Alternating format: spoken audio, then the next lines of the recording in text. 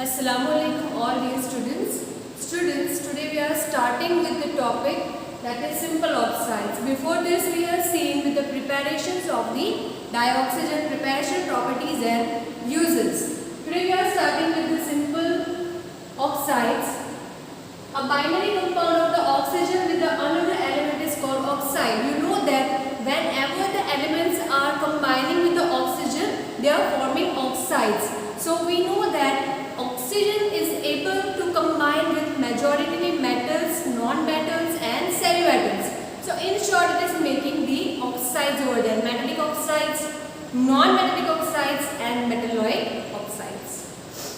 As already stated, oxygen reacts with almost all the elements of the periodic table. In many cases, one element forms two or more oxides. It is also possible that, suppose if we take sulfur. So sulfur is able to combine with the oxygen in the ratio like it can form SO2, it can also form SO3. Similarly, we are able to form NO2, NO3. So this is possible.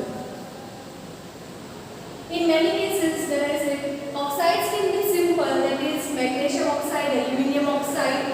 It can be also Pb3O4, that is a mixed type of the oxides. Fe3O4, that is also possible.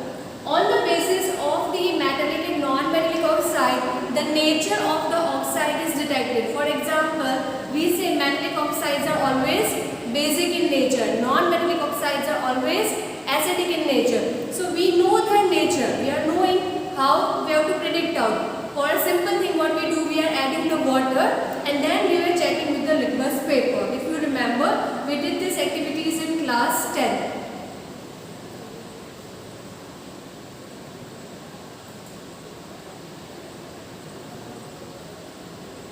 Also, the particular oxides can be amphoteric in nature. What do we understand by the word amphoteric? Amphoteric means it can be reacting with acids also, it can be reacting with bases also. For simple example, when we say aluminium oxide, so aluminium oxide is able to react with acid also and with base also. That is the reason we call it as a amphoteric oxide. Similarly, we have ZnO, zinc oxide. It is also able to react with acids and bases. Okay, certainly it is able to give you the acidic oxides, particularly given for example. Also SO2 combines with the water to give the sulfuric acid. आपके जितने भी non-metallic oxides हैं, when they are coming in the contact with the water, they are ultimately forming acids. For example, sulfur oxide, sulfuric acid, nitric oxide, nitric acid, carbon dioxide, carbonic acid, phosphorus oxide, phosphoric acids. Depending on your non-metallic oxide, the acids and bases are formed. Okay, as a general rule, only non-metals are acidic, but the oxide of some metals have the higher oxidation state and possesses the acidic character. The oxides which give the base with the water is known as basic oxides. So this is a very simple topic. You all are knowing how the particular oxides are formed and how the natures are detected. In general, metallic oxides are basic. Okay. Also we know that, this reactions we have already studied in class 10. How aluminium oxide is reacting with HCl and how it is reacting with base. And you are getting the particular compound formation over here. There are some oxides which are neither acidic nor basic. Such oxides are known as neutral. See, all things are possible over here. Metallic oxides, basic in nature. Non-metallic oxides, acidic in nature. Similarly, we are having certain oxides which are amphoteric in nature. It means it is reacting with wood. Similarly, we have such kind of the oxides which are neither acidic nor basic. And those are called the neutral oxides. Let us see with the preparation of the ozone.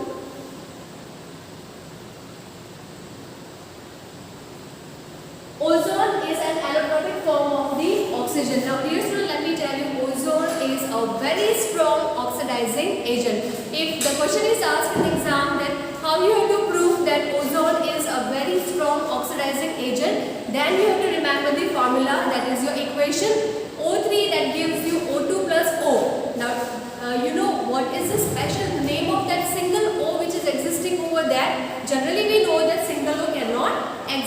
But dear student, this reaction is so fast in the sense it goes reversible that जैसे ही आपका O3, O2 and O बनाता है वो combine होके वापस O3 बन जाता है. Means you know this process goes on continuous one, and in such a kind of the condition, if any other element is found near this and combined with the oxygen, it is going to capture the oxygen and O2 is going to remain single. Okay, so in short, what it is doing, it is depleting the layer of the ozone, and we also call it as a depletion of the ozone. What is that particular single oxygen known as? This question can be asked. Okay, so that single oxygen is known as nascent oxygen. Nascent oxygen. They may also ask you what is nascent oxygen. So your answers would be the single O obtained in the reaction of the ozone is known as nascent oxygen. So because of this, it is very strong oxidizing agent.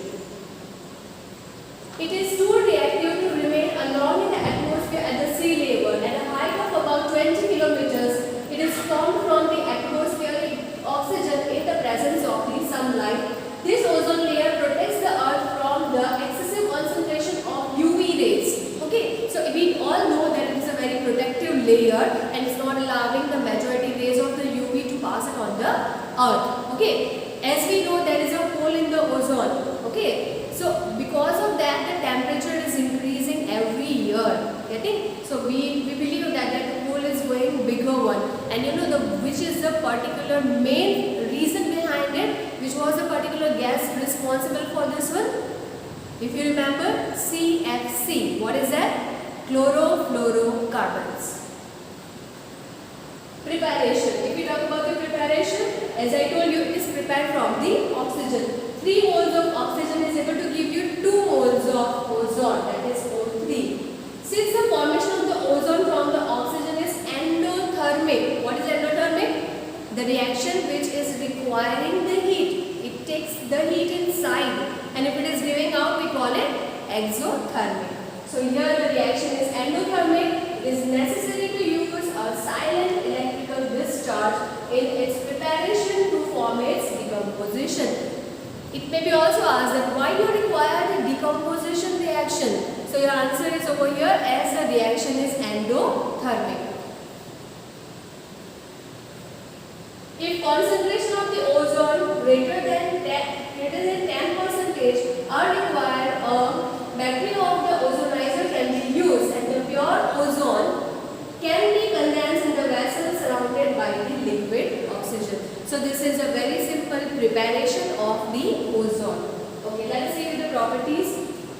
Pure ozone is pale blue gas, dark blue liquid, and violet black solid. So when we talk about in the different particular states, what is in solid, what is in liquid, and what is in gaseous state, the color is changing. Dear student, also remember the particles, the arrangement is changing, and depending on that the colors are changed. Ozone has a characteristic smell and its small concentration is harmless. However, if the concentration rises above 100 parts per million, that is ppm, breathing becomes uncomfortable, resulting in headache and nausea. So this is a condition in which if we inhale it more in the quantity, smaller quantity is not going to make any change, but the higher concentration may affect our breathing process. Ozone is thermodynamically unstable. See, this is a very important statement. Why it is unstable? Because it is able to give you the reaction that is O3 is equal to O2 plus O, and which is not visible for a longer time. Again it will unite and it will give you O3. So this is a very continuous reaction taking place. Unstable with respect to the oxygen, since its decomposition into oxygen results into the liberation of the heat. It is also liberating the heat and an increase in the entropy. आप suppose कीजिए कि आपके पास एक particular ऐसा gas है जिसके अंदर एक सल्फर, 2 ऑक्सीजन है, ठीक है. When they are combined over there, how many particles do you have? 1 particle. But when you talk about its decomposition, okay, what can be happen? SO2 का है, SO plus O हो सकता है. अब कितने particles है? 2 particles. Entropy किसमें ज़्यादा होगी? What is the entropy? Entropy means the measurement of disorder, or you can say randomness of the particle. तो randomness particles का घूमना कहाँ पे ज़्यादा होगा, दो पार्टिकल है वहाँ पे या एक पार्टिकल है वहाँ पर. तो कॉमन सेंस की बात है, दो पार्टिकल्स है तो वहाँ पे एंट्रोपी ज़्यादा हुई. तो जब हमारा O3 ओजोन की जो हम बात कर रहे हैं, when it is going for decomposition we are getting O2 plus O, means initially we have one particle but after the decomposition we have two particles. So two particles, entropy will be more. Okay.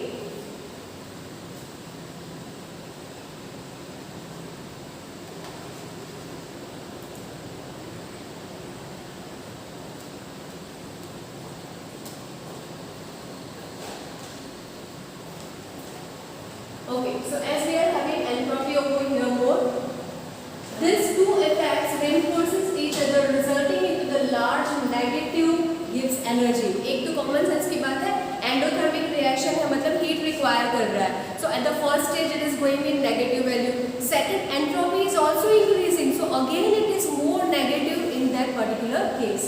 Okay, so as we say that Gibbs free energy is very negative over here. It is also really surprising. Therefore, high concentration of ozone can be dangerously explosive. If more in the quantity, it is explosive in the nature. Due to the case with each liberates the nascent oxygen, as I told you just now, it is a powerful oxidizing agent. For example, it oxidizes the lead sulfide to the lead sulfate and iodide ions to the iodine. So that is the reaction given by the ozone. When ozone reacts with the excess of potassium iodide solution buffered means buffered solution, which you have studied almost priorly. Borated buffer of pH 9.2. Iodine is liberated, which can be treated against a standard solution of potassium sodium thiosulfate. This is a quantitative method of estimating O3 gas. So we can do the titration. हम titration कर सकते हैं और ozone की जो quantity release हुई उसको हम determine कर सकते हैं. We can determine that particular quantities also.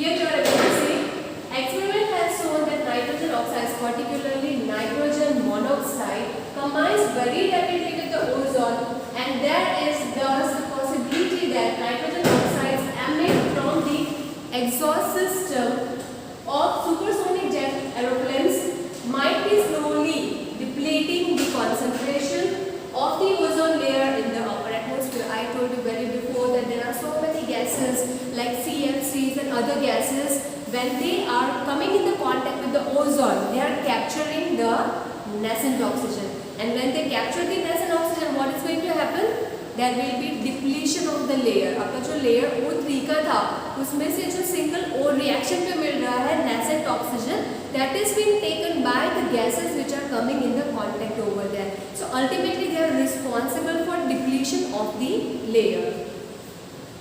Another thing to this ozone layer is probably caused by the use of the freons, which are used in the aerosol sprays and the refrigerators. Dear students, let me tell you, we were using the CFCs priorly over there as a compressors, okay, in the cooling agents like refrigerator and ACs.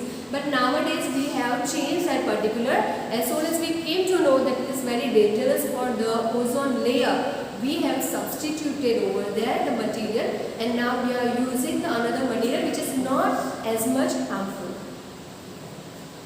NO plus O3, that gives you NO2 plus O2. Okay, the two oxygen bond length in the ozone molecules are identical. It means it is also giving the resonance structure. When you know that your oxygen number 1 and 2 is having double bond and 2 and 3 is having single bond, ultimately you are having the same opposite kind of the condition when you look at the second resonating structure. So in this case, what is going to happen? The bond length on both the sides will be same, as it is able to give you the resonance structure. And the molecule is angular as expected with the bond angle about 117 degrees. It is a resonance hybrid of two main forms. Now dear students, as it is having the so many lone pair of the electrons, and because of that there is an angle formed between your particular oxygens over here. Uses. Where do we use the ozone? What are the uses over there? It is used as a germicide, disinfectant and sterilizing water. It is also used for bleaching oils, ivory, flour, starch, etc. It acts as a strong oxidizing agent in the manufacturing of potassium permanganate. Yes, potassium permanganate is one of the very strong oxidizing agent. So in the preparation of that also ozone is being used. So here are the preparation properties and uses of the ozone.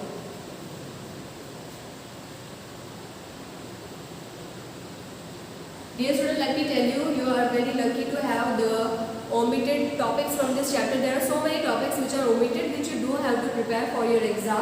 As in the first topic, first family, 15 group family, phosphorus is entirely omitted. You don't have to do it, right? Similarly, in this particular, you have to start from the sulfur, isotopes from the sulfur, from that portion it is been omitted. So you don't have to do, we are not going with this topic. We will see to it, later if you require this topic for unit exams, we will cover it later on. Just now we will go according to the syllabus pattern. So this topic is omitted, you don't have to do this one. Sulfur dioxide, that is also we are skipping because it is not there.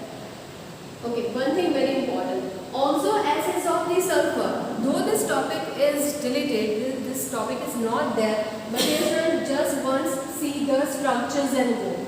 They might be asking the structure because there is a certain questions which are fixed one. They are every time they are asking some questions. In that one what you have to do? They are asking you to draw these structures. So though they have deleted this topic in the bracket, they wrote it about this structure. It means they can ask you these structures. So please go with the important structures of this particular sulfuric acids. These are different sulfuric acids, and in this one you have to just remember what is the orientation of the particles.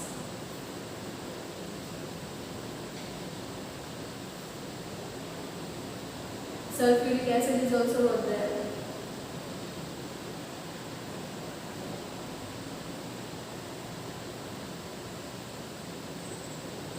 Okay, dear students, let me tell you, 17 group family and 18 group family is, little bit shorter in the, what we can say, topics over there. It is not too much lengthy like your 15 and 16 group.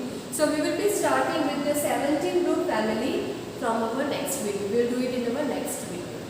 Still, if you have any doubts, please ask it in the comment section.